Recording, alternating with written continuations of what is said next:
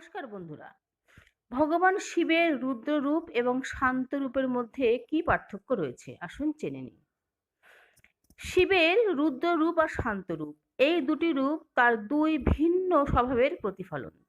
উভয় রূপই গভীর আধ্যাত্মিক তাৎপর্য বহন করে এবং সৃষ্টির ভারসাম্য রক্ষায় গুরুত্বপূর্ণ ভূমিকা পালন করে। প্রথমে রুদ্ররূপের কথায় আসি। রুদ্ররূপ হল ধ্বংসের, তাণ্ডবের ও ক্রোধের প্রকাশ। এই রূপে শিব মহাবিশ্বের অধর্ম, অন্যায় ও অশুভ শক্তিকে ধ্বংস করেন। এই সময় তার চোখ থাকে রক্তবর্ণ, ভ্রু থাকে কুঞ্চিত, হাতে থাকে ত্রিশূল আর ডমরু। চারিদিকে আগুন ও প্রলয়ের আবহ সৃষ্টি হয়। সতীর অপমানের পরে এই রুদ্র রূপেই শিব ক্রুদ্ধ হয়ে দক্ষ প্রজাপতির যজ্ঞ ধ্বংস করেছিলেন। সৃষ্টির পুনর্গঠনের জন্য রুদ্ররূপে তাণ্ডব করেন। এই রূপের উদ্দেশ্য হল অন্যায়ের বিনাশ ও মহাবিশ্বের ভারসাম্য আনা। এবার শান্তরূপের কথা আসি।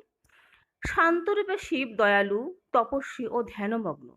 তিনি অনন্ত শান্তি, বৈরাগ্য ও মুক্তির পথপ্রদর্শক। এই রূপে তিনি ধ্যানমগ্ন অবস্থায় কৈলাসে বসবাস করেন। গলায় সাপ, মাথায় চন্দ্র, ভস্মমাখা দেহ, পাশে নন্দী ও গঙ্গা। ভক্তদের আশীর্বাদ দিতে বা পরীক্ষায় ফেলেও পরে রক্ষা করতে আসেন শান্তরূপে। লক্ষ্য হলো মানুষের মুখ্য বা চূড়ান্ত মুক্তির পথ প্রশস্ত করা এবং জীবনের মানসিক ও আধ্যাত্মিক উন্নতি ঘটানো। নমস্কার। হরে কৃষ্ণ।